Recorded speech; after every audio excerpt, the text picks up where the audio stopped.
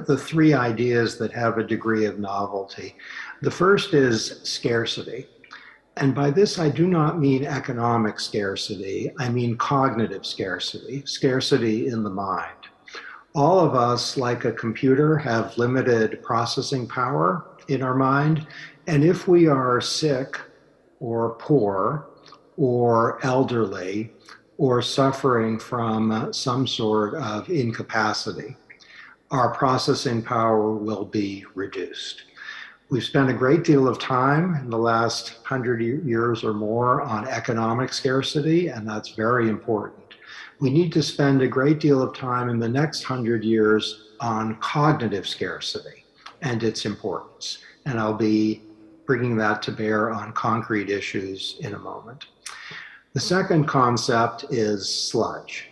And here the idea is that administrative burdens, reporting requirements, paperwork requirements, waiting time, in-person appearance requirements, and much more often operate as a kind of wall between human beings and something that can make their lives better. What we need all over the world is a sludge audit in which we quantify, to the extent we can, the magnitude of sludge. And the beauty of sludge audits is that they often provide a foundation for sludge reduction. The third concept has to do with social norms. This is the third new concept. And while we've known for a very long time that social norms are important in behavior, what we're learning is that if people learn that there is a new or emerging social norm, that people are increasingly wearing masks or increasingly stopping smoking cigarettes or increasingly driving carefully or increasingly reducing the environmental impact of their behavior, that can be as important as knowing what the existing norm is. Knowledge of the emerging norm can often be very important in changing behavior. So the three ideas that are new involve scarcity, sludge, and emerging social norms. To orient these remarks, here's some data from all over the world. If people are automatically enrolled in savings programs, the level of participation in savings programs increases dramatically, even if people can easily and freely opt out. So one design, people are asked, do you want to enroll in savings programs? The participation rate isn't tiny, but it isn't huge. The other design, people are automatically enrolled and asked whether they want to opt out. The consequence of that is dramatically to increase participation rates. That's all over the world. The second bit of data comes from North America. And the problem is that many children are poor, even in wealthy nations. There are programs available that allow those children to receive free school meals. Many of the parents do not enroll the children in the programs that could give them free, nutritious lunch and breakfast. The Nudge initiative is automatically to certify poor children as eligible. And according to recent data, the effect of that is to give free school meals to 15 million poor children. 15 million poor children. The third bit of data involves debt, and in particular debt on credit cards. This is a problem in many nations. People spend without sufficient care. One law gives people clarity about the consequence of spending in excess of their credit limit or of not paying on time. And the result of a law that has various interventions of that sort is to reduce credit card debt by billions of dollars, to save consumers billions of dollars. The last example involves climate change. This has been much in the news. In various countries, the response to greenhouse gas emissions is automatically to enroll certain businesses and certain individuals in cleaner sources of energy, like solar and wind. Not everyone, but a lot of people are automatically enrolled. They can shift to coal if they like, but they are nudged. The consequence in Switzerland and Germany in particular has been dramatically to reduce greenhouse gas emissions, and it looks as if the environmental impact is significant and its benefits greatly outweigh its costs. Those are some examples. Now what I'm going to do is shift to 3 brief discussions. The first has to do with humanity, and this is our species. This cuts across national boundaries. There doesn't seem to be significant differences along the dimensions I'm going to be describing between people in Mexico and people in France, between people in Pakistan and people in China. This is humanity. Then I'm going to discuss behavior change generally, and I'm going to give a little framework for behavior change, and then I'm going to shift with sludge. Okay, with respect to humanity, we know that human beings are imperfect choosers. Sometimes some behavioral scientists say that human beings are irrational. It's probably good to avoid that unkind phrase. It's not very nice to describe people as irrational, and it's not true to say that people are irrational. At least most of us aren't quite irrational. But it is true to say that we are imperfect choosers. That's a better description. The fact that we are imperfect choosers is manifested in 5 principal findings in behavioral science. The first is human beings tend on average to be unrealistically optimistic. This isn't the worst thing to be optimistic. It has various benefits, but it can create serious problems. 90% of people, according to one study, believe that they are safer than the average driver. 94% of college professors, according to one study, believe that they are better than the average college professors. And while I haven't conducted this study, I believe that 100% of people believe that their sense of humor is better than the average sense of humor. Unrealistic optimism can create health and safety and economic problems. We know, second, that human beings tend to focus on today and tomorrow, and the future tends to be a foreign country, let's call it later land, and they're not sure they're ever going to visit. If we focus on today and tomorrow and not the future, not 5 years from now or 10 years from now, we can get into serious economic trouble, and we can make decisions that will impair our health. And if we're struggling from poverty, we might not make choices that can help us struggle less from poverty. Unrealistic optimism and present bias are a terrible combination. They can lead people to make choices that do not make their lives go better. We know, third, that human beings tend to suffer from inertia. We procrastinate. That means that the status quo has a great deal of force. And if we could make a simple decision that would change our lives for the better, often we won't because of the magnetic force of the status quo. We know, fourth, that human beings have limited attention. And this may be the most important feature of our minds of all, that of the assortment of things that we could see, even at this very moment, each of us is seeing only a subset. I hope you're looking at me, but there are a lot of things happening in the room that do not involve me, and you are not paying attention to them. I can promise that there are a lot of things happening in the little room from which I am speaking, and I am focusing only on these remarks and you.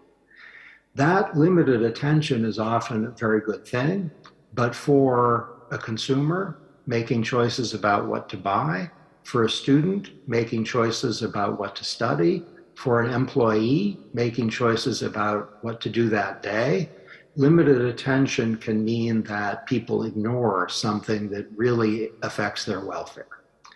Finally, we know that in assessing risks, people often make judgments by asking about which risks come to mind. Decades after the Spanish flu and the pandemic, people were not focused on the risk of a pandemic because they couldn't think of one. In the aftermath of a terrible event, that particular event will drive people's judgments about probability, perhaps inflate their judgment about probability. And when a terrible event hasn't occurred in the recent past, people's fear may become complacency, and that can be a problem. So the assortment of features of humanity include unrealistic optimism, present bias, inertia, limited attention, and imperfect risk perception.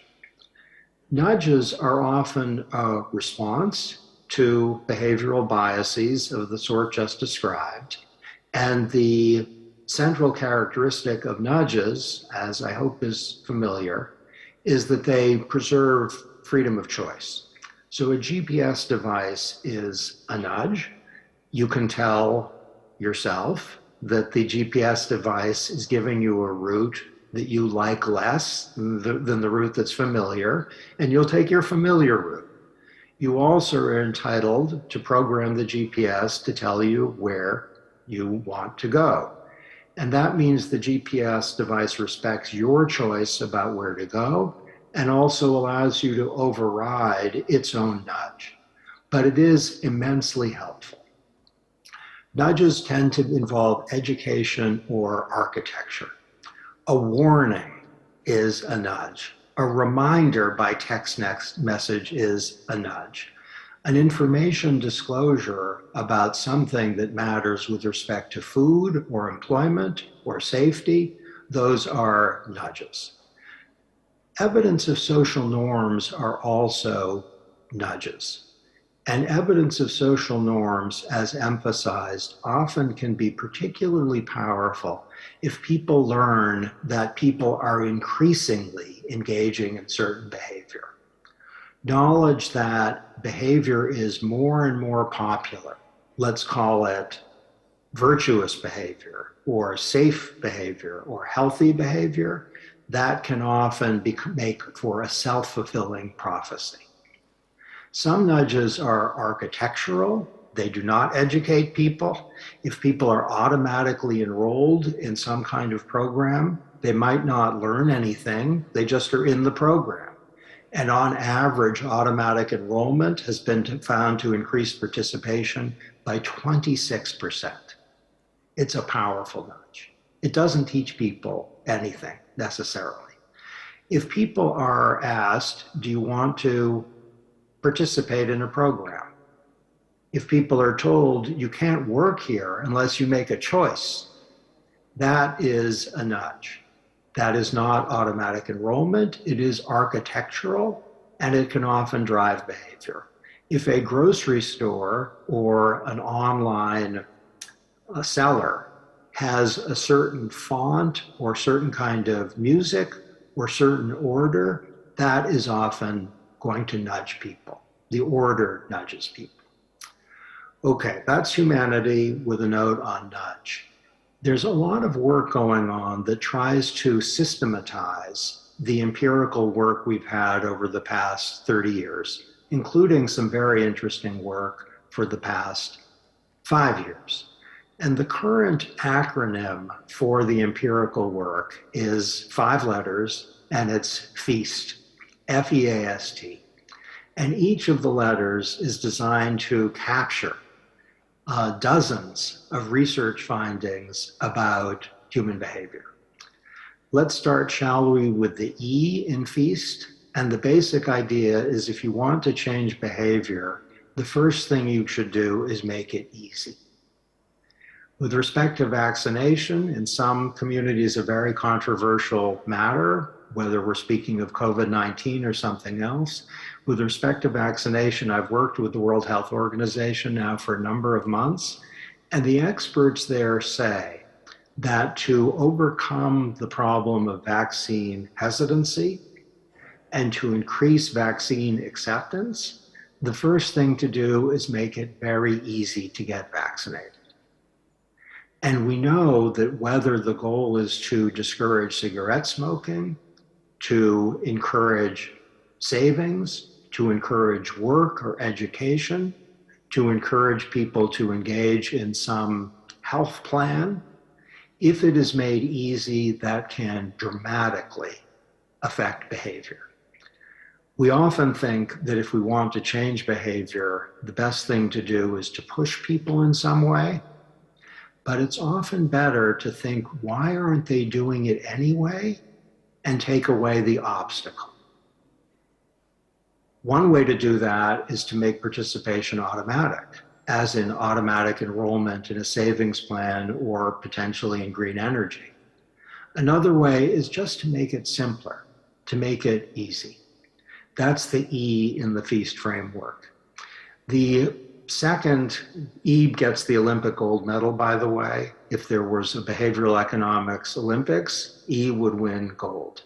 Silver would be won by the S for social. And the basic idea there is if you tell people what the social norm is, you can often increase behavior dramatically. To tell people that most people are doing this can often change behavior in the preferred direction. In one nation, there was a problem of excessive prescription of antibiotics by doctors, creating a risk of where people the antibiotics wouldn't work anymore because people use them too much. And the response was to tell the doctors who were the most likely to prescribe antibiotics that you are in the top % of antibiotic prescribers.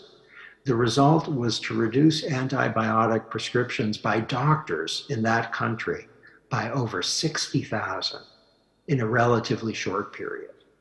If people learn that they are in a small percentage of people who are engaging in, let's say, deviant behavior, they're not paying their taxes, then that is often a very successful nudge. It's invoking the social norm. With respect to the environment and sustainability in particular, we're learning that if people are informed that people are increasingly engaging in environmentally friendlier behavior, that can help save nations pollution and also help save nations money. That's the emerging rather than the majority social norm. The A in the feast framework, and I'm saving the best for last, the A is attractive. In some nations, the goal of responding to risks associated with COVID-19 has been promoted by making precautionary behavior more attractive. Now, in a pandemic, very little that's precautionary is attractive.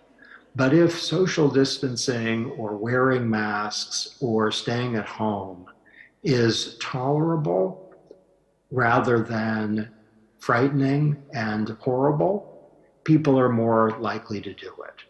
Attractiveness means it has a kind of aesthetic, positive characteristic associated with it. And some young people have used this to good effect with respect to mask wearing. The T in the feast framework, and we're almost done, is for timely. And the basic idea behind the T is if you're going to give people a nudge, do it at exactly the right time. If you give people information about a decision they're going to make in December, if you give that information to them in July, it might have no effect at all. In fact, if you give people information the night before they're going to make a decision, rather than the hour before they're going to make a decision, it might have no impact at all. And in fact, we observe with respect to various forms of precautionary behavior associated with COVID-19, we observe a great deal of timeliness. When people are about to enter a store, for example, they are informed that mask wearing is obligatory. Okay, you have now the East part of the feast framework. And in some nations, EAST is the relevant acronym. Easy, attractive, social, timely. But many prefer feast, and I promised I saved the best for last. The F in the feast framework refers to fun. And the basic idea is if an intervention leads to behavior that people regard as fun, if they laugh a little bit or smile, they're more likely to do it, even if it isn't entirely fun to do. In some countries, the response to COVID-19 is organized by the following phrase: humor over rumor. Humor over rumor. Where the idea is sometimes rumors are damaging, and if you make a joke about the preposterous nature of the rumor, you can help people. It's also the case that in some nations, the fear and anger which various social problems introduce have been successfully counteracted by a sense that the response will have a laugh and a smile in it. It will have some fun in it. Now, I've given you some abstractions here. Let me give you some examples. If people learn in nations where there's an interest in encouraging more consumption of vegetables and less consumption of meat, that it's healthy to eat more vegetables, you do get an increase in consumption of vegetables. But if people learn that eating vegetables is fun because they're delicious, that creates a bigger impact than people learning that eating vegetables is healthy. Making consumption of vegetables fun has a bigger impact. I noticed a few months ago that a large company, you may be familiar with it, Amazon, sells certain products in what they call frustration-free packaging. Frustration-free packaging. So that when you buy maybe a razor, you don't have to deal with plastic and wire and a complicated box. It's right there, frustration-free packaging.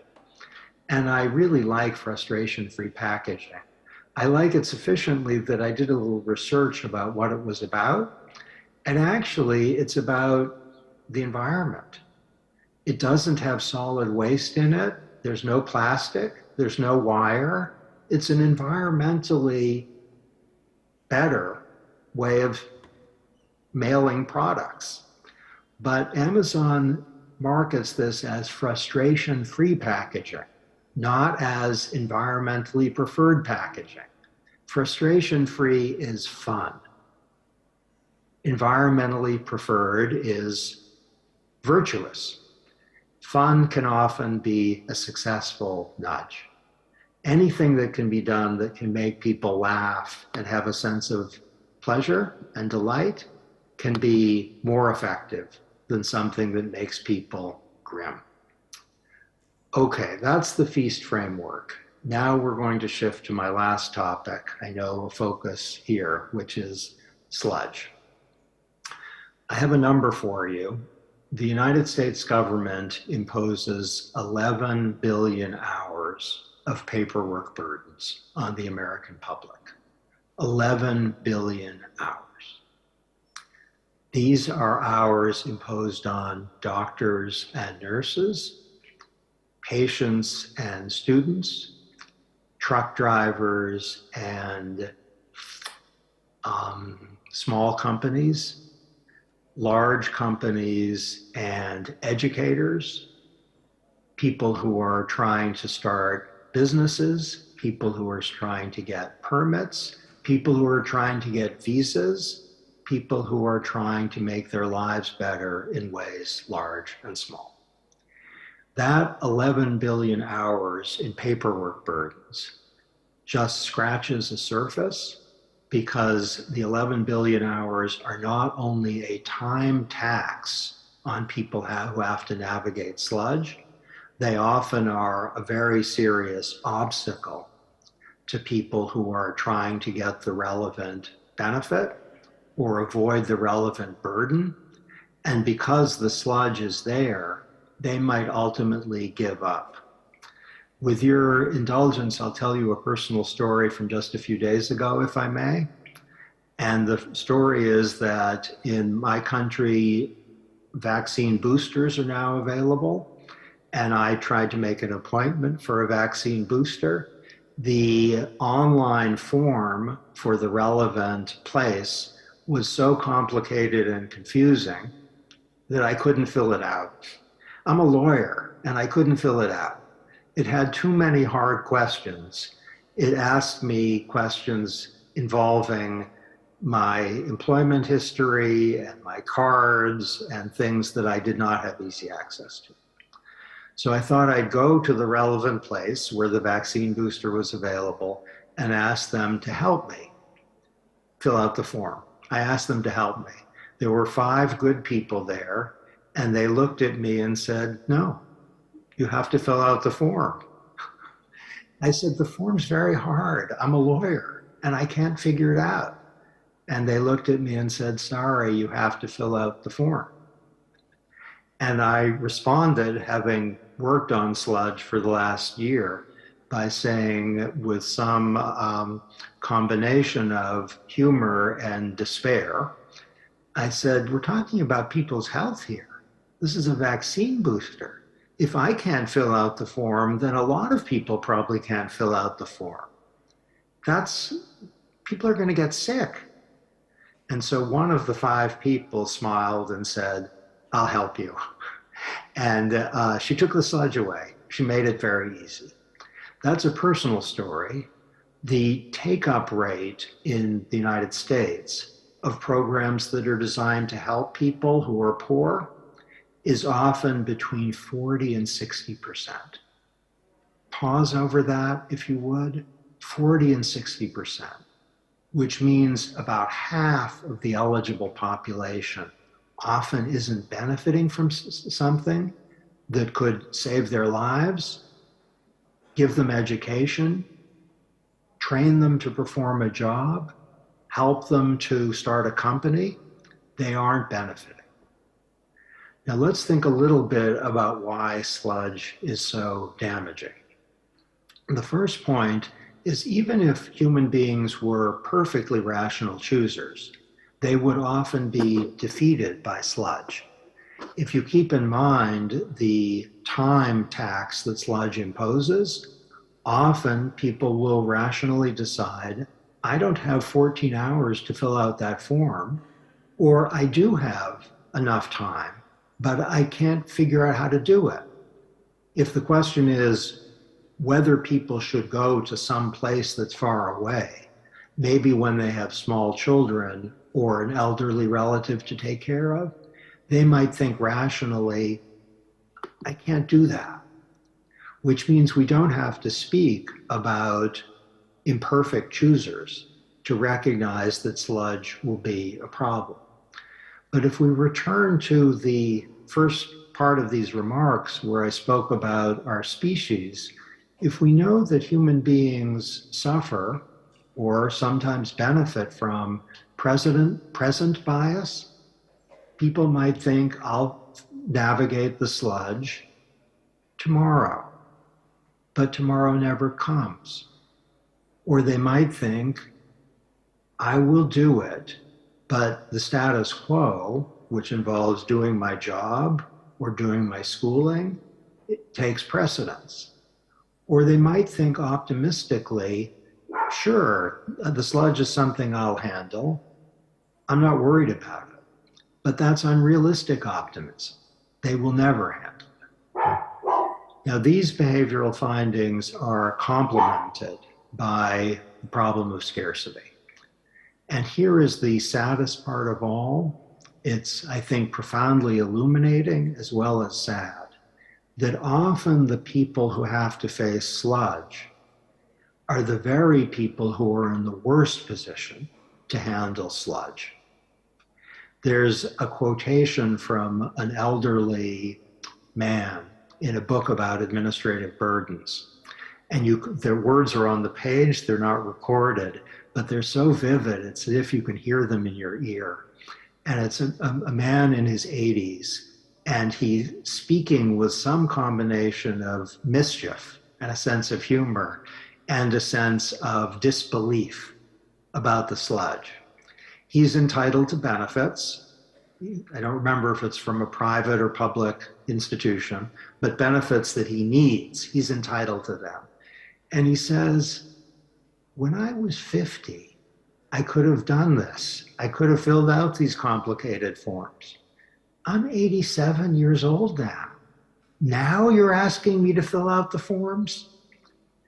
Now, what's true of people who are in their 80s is true in one or another respect of people who are disabled, who are physically ill, who suffer from depression or anxiety, who are poor and struggling with a very difficult economic situation, or in some societies, the disproportionate weight of sludge is imposed on women. And since women are often taking care of children as well as managing a household, to ask women also to bear the burden of sludge is to ensure that the sludge will basically prevent them from getting what they have a right to. Which is why the problem of equity in society, whatever we think equity means exactly, it might mean help for the elderly, it might be help for the sick. Whatever we think of the problem of equity, it is compounded by the existence of sludge. In my country, there is a very recent report from the Executive Office of the President on the problem of equity.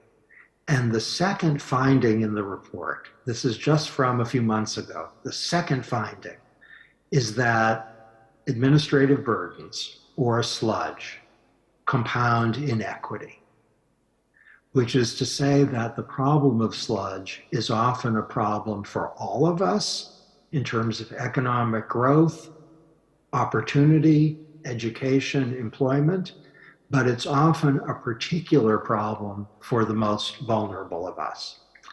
Okay, what are we going to do about it? The first thing we need is a sludge audit in which we get some understanding in various institutions of how much sludge there is. Sludge audits can be quite formal. The 11 billion hours comes from a formal sludge audit where we know our Department of Education, our Department of Agriculture, involving farmers, our Department of Transportation, involving truck drivers, we know where the sludge comes from. It can be informal. You can do a sludge in your own audit in your own institution in 2 weeks by asking how much sludge do administrators and educators and students and doctors and nurses bear. Sludge audits are a first step towards sludge reduction. The second thing we need is something like a war on sludge, in which we ask in every case, are the burdens of sludge justified by the benefits of sludge? In some cases, to require a waiting period before people get some benefit is justified. But should the waiting period be 5 days or a week, or should it be 3 months or 8 months? Sometimes it's 3 months or 8 months when it should be a week or 2 weeks. We might have a form that has 7 pages, and the question is, could you accomplish the same goal with a form that is 1 page? Often, governments have found that reducing the length and burden of forms is not merely a way of saving people's time. It's a way of saving people's lives. One of the few good things about the COVID-19 pandemic, there aren't many good things, but one of the good things has been it has concentrated people's minds on the problem of sludge. And often, people not at the highest levels, people at the low levels, have said, can we eliminate sludge so that people can get a driver's license, or can get some economic help, or can get health benefits? And public officials all over the world have reduced sludge amidst the pandemic and are thinking now, as things are getting better in some countries, should we make the elimination of sludge permanent? Or is this something that's just for a pandemic? And in many cases, the conclusion is permanent is the right answer. Okay, I am basically done. To recapitulate, we have now, I hope, a sense of 3 new behavioral findings involving scarcity, sludge, and emerging social norms. We have a sense of human beings and how we depart from perfect rationality. We are imperfect choosers. We are not usually irrational. We are just boundedly rational. We know that nudges are sometimes a response to imperfect rationality, whether educative or architectural. We know that the feast framework helps organize responses to behavioral biases, where the most important parts of the feast framework are the E for easy, the S for social, and perhaps the F for fun. We know that a new frontier, an uncharted territory for behaviorally informed policy is understanding and reducing sludge. We know that sludge would be a serious problem for perfect choosers. For imperfect choosers, it's often a devastating problem. I want to conclude by asking a question, which is always a good thing, I think, for human beings to ask ourselves, which is, what is the most precious thing that we are blessed to have? Of all the wonderful things that each of us has in life, what is the one thing that's the most precious of all? There are many good answers to that question, and we each may have our own personal answer. But in 2021, where so many of us have either suffered terrible losses in our families, in our communities, or if we haven't suffered them personally, we've read about them and observed them closely. I think in 2021, the answer to the question, what's the one thing that we're most blessed to have, is potentially clear. And it is this: time. Let's find, shall we, ways to give our brothers and sisters more of that. Thank you.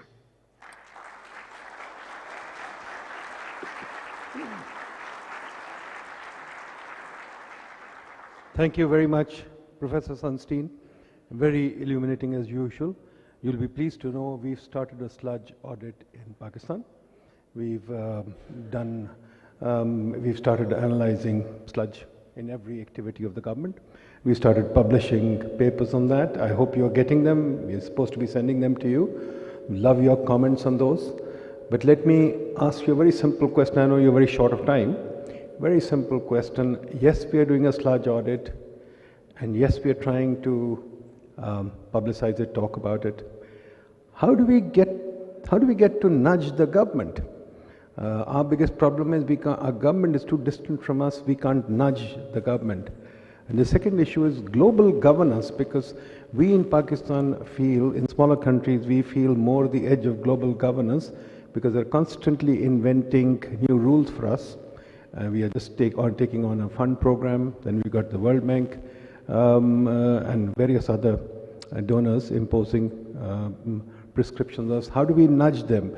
Is that something that you've thought about, global governance and nudges, and our governance and nudges? Thank you. Yes, I have. Thank you for the kind words, and thank you for the questions.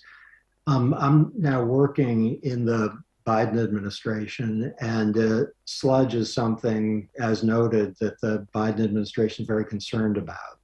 And the reason the government is reducing sludge is that it believes that its own goals would be promoted through sludge reduction.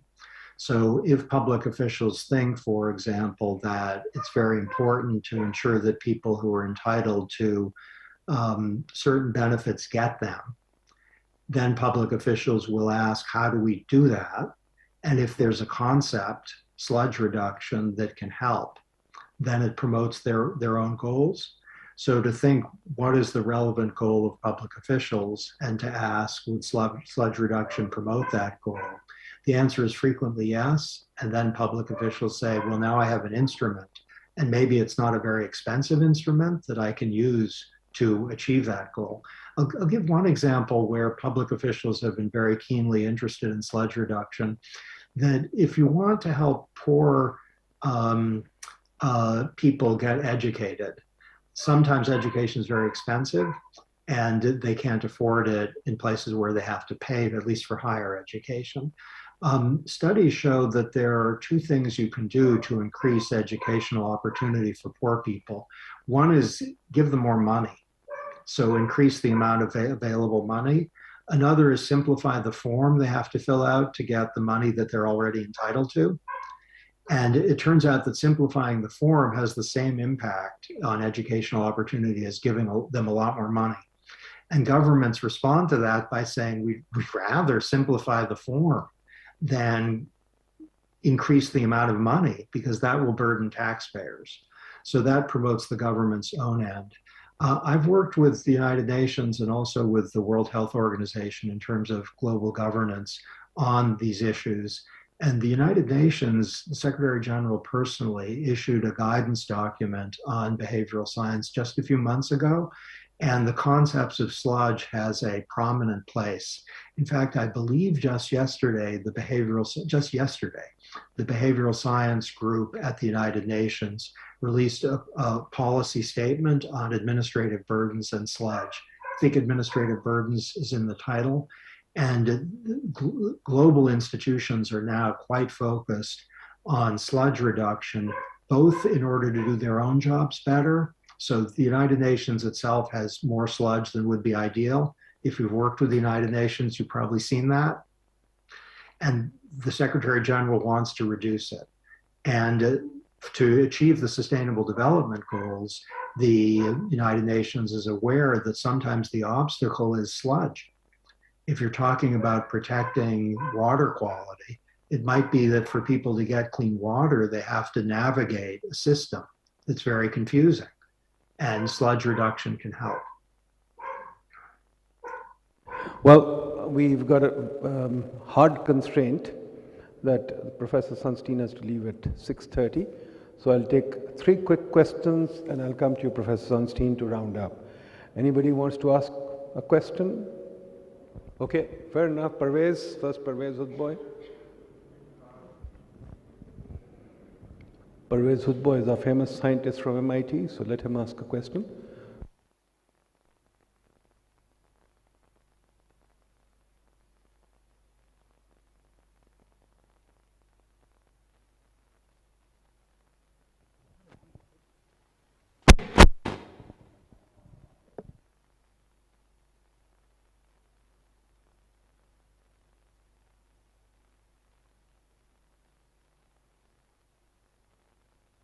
Thank you for an excellent lecture.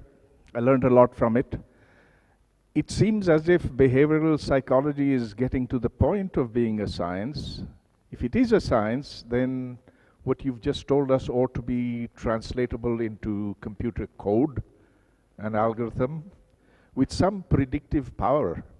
Are you aware of examples where predictions have been made and where they have been reasonably successful? That's one question.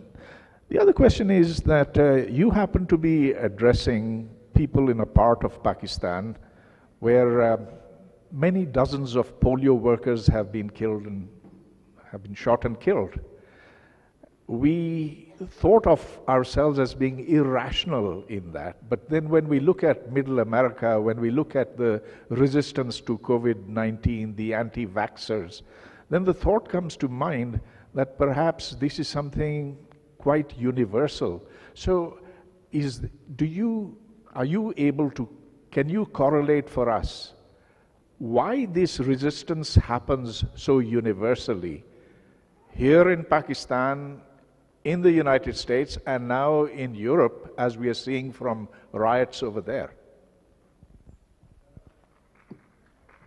Thank you for these questions. So in behavioral science, definitely the goal is to have testable hypotheses and various findings. For example, that automatic enrollment will increase participation rate. That's a testable hypothesis and it's tested. Another testable hypothesis is that if you inform people of the existing social norm, you'll have an increase in behavior. And that's been frequently tested. It's often been found to be true. There are circumstances in which it isn't true, which enables us to refine the hypothesis and get clear on the boundary conditions. To use nudges or behavioral findings as part of algorithms, that's also something that people are keenly interested in, and it's early stages. I have a testable hypothesis which is being confirmed, and it's behavioral now, which is at approximately this time of day, my dogs will start barking. And you see that the hypothesis is, you do not see, but you hear that the hypothesis is confirmed, that dogs will bark when they are hungry, and human beings will stay where they are defaulted unless they have good reason to believe that it's not in their interest to, in which case you'll see opting out. In terms of the universality of at least some degree of resistance, it varies across communities and nations, some degree of resistance to, let's say, mandates associated with COVID-19. I think here's a behavioral finding that is findable throughout the world, and it's gotten a little lost in academic circles. I think it's really important. It's called reactance. And the idea is that when people are told to do something, they often will rebel, not necessarily or not mostly because what they're being told to do is something they hate, but by virtue of being commanded to do it. So that there's something in the human spirit that strikes out sometimes when told you must do this. Now, if you have a combination of people not wanting to do the relevant thing and being told they have to do the relevant thing, then you can have very vigorous, let's say, reactance. And I think what you're describing is reactance. And there's some empirical behavioral work on what to do to reduce or overcome reactance.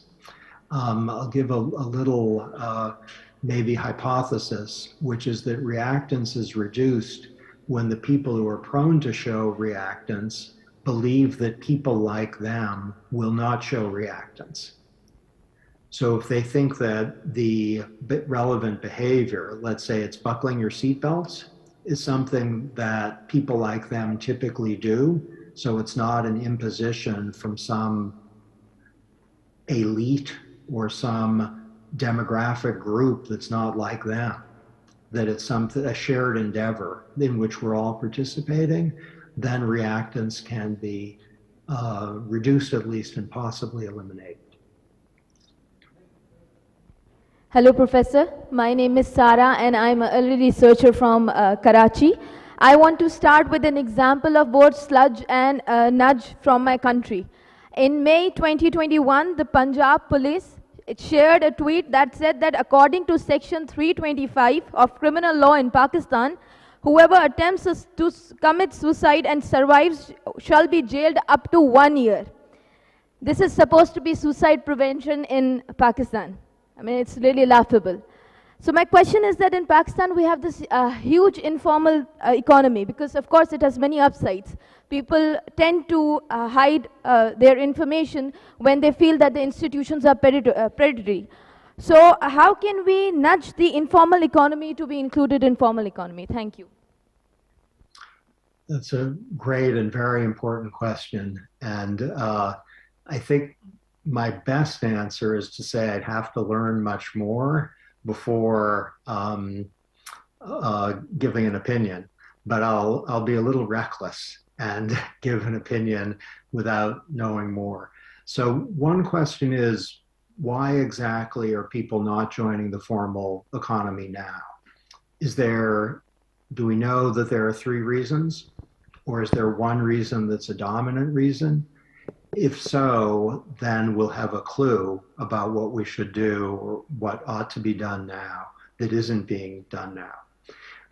The second thing to say, I'm going to say 3 things, is there some difficulty that's concrete that joining the formal economy introduces? and that people are aware of? If so, then reduce or eliminate that difficulty. The third is to take advantage, if it's possible, of those who have joined the formal economy in the last year, and to try to create a cascade based on recent developments in favor of joining the formal economy on the part of people who have done it and are glad they did. So cascades often materialize surprisingly. They can be good cascades or bad ones. They might involve, for example, healthier behavior or lawful behavior. They can be dangerous, as in form of violent behavior or risk-taking behavior. And the key characteristic of cascades is that they involve people learning from one another. And if people can learn very easily that joining the formal economy is what's increasingly happening, even if it's not mostly happening, if it's increasingly happening, that could help. I'll tell you something that I'm reminded of. I know very little, but I know enough to know that the problem you described isn't a small problem. President Obama, when faced with large problems, and whether you love him or don't love him doesn't matter. This I found very helpful. In the face of large problems, he would often say, better is good. Meaning you can't solve a large problem tomorrow or maybe this year, but better is good. So if you can reduce it even a little bit, that's a very good thing to have done. Any others? Last question. Good evening, Professor. I am Muhammad Imran Khan from Applied Economics Research Center, Karachi. My question is, would it not be an unjust to those who deserve to access any facility if we remove sludge? Because it differentiates between the deserving and undeserving people. So whoever is deserving will fulfill all the requirements that is needed to access the facility. Thank you, sir. Okay, it's a great question. So thank you particularly for it. So some sludge is designed to ensure program integrity, we might call it, where access to a facility is limited to a certain number of people. And if you eliminate the sludge, it might be that you open up access to people who aren't entitled to be there. So too, if you have a benefit program that eliminates sludge, it might be that people are getting benefits who don't deserve them. And that's a very serious problem. So the optimal level of sludge is frequently not zero. And the point of a sludge audit is to figure out how much sludge there is and to see if it's excessive. In many domains, what emerges is that the level of sludge is much higher than what's necessary to ensure security or integrity. So while people have to spend 4 hours on sludge, you could get the same benefit if they spent 20 minutes on sludge. Or if people have to wait 4 weeks to get something, that's not necessary. They could wait 1 week. And that 3-week period might make all the difference in their lives. So I can report that in governments with which I'm familiar, sludge reduction has been possible without jeopardizing the goals that sludge is legitimately designed to promote. Thank you very much. Thank you very much, Professor Sunstein. We'll let you go exactly on time. We will keep sending you our sludge documents, our sludge audit from Pakistan. Please give us your thoughts and comments, guide us. We are trying to do a complete sludge audit of Pakistan across every city and across Pakistan. And we're trying to get our government's attention to see if we can remove some of those hurdles. You'd be amazed at what we can cook up. You would be absolutely amazed at what we can cook up. And I would like to also inform you that sludge is used as a way to game the system. The keepers of the sludge are using sludge to collect bribes. And that's another side of the problem that you should look at, because here they force paperwork on us because part of the paperwork is to collect a bribe.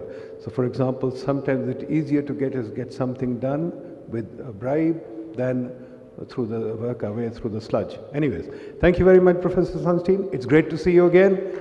We'll call on you sometime again. Thank you. All the best. Thank you very much, Upson. It's been a great honor. Applause to you.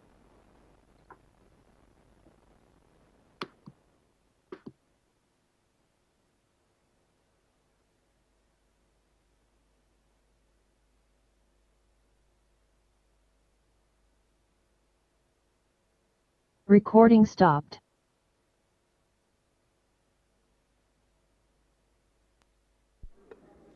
Thank you, everybody. That's the end of day 3, actually. The session tomorrow will start promptly at 9. Hope to see you all. Thank you.